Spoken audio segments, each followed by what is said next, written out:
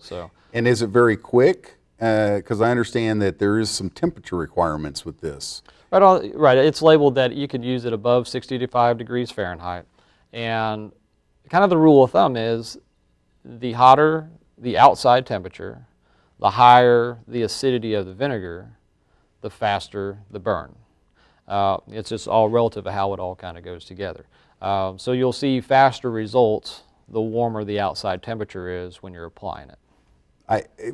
We're in Texas, okay? And I think, okay, does that mean that I apply it in July or August when we have 117 or 135 degree, at least that's what it feels like. Right. In the course of the year, like right now being here mid-February, as the grass is coming out of the dormant season, is a perfect time because your grass is dormant, so meaning it's brown, it's not green, it's not thriving, but all your weeds have started.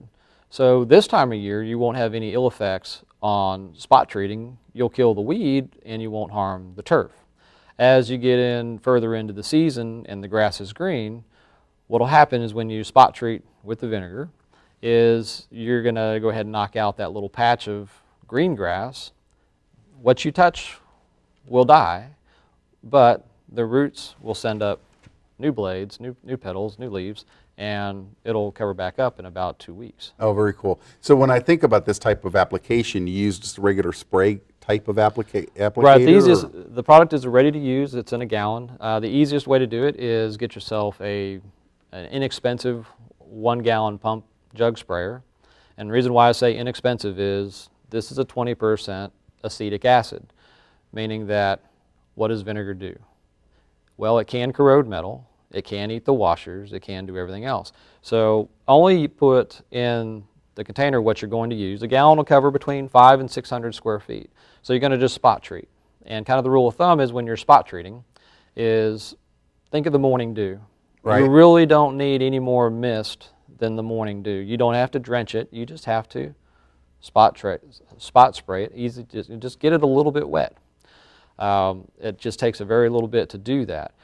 When you're done, take a gardening hose, swish a little water around in your sprayer, rinse it out, put some more in there and run it through your sprayer and leave the sprayer apart. Don't put it back together because the fumes from the acetic acid can wear out your sprayers.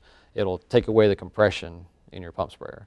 So that's why I say go with an inexpensive one. Because you're going to replace it on in the past, I could make one last a full year as long as you rinse, let air dry, and repeat. But if you leave it all together, if you pour it in there, go out and hit a few weeds and then say I'll get back to that later, you may come back tomorrow and it might still partially work, but just the fumes and the acetic acid will corrode metal and the washers and everything in those pump sprayers. So just, it works very well. Just use what you're going to use, rinse it out, air dry.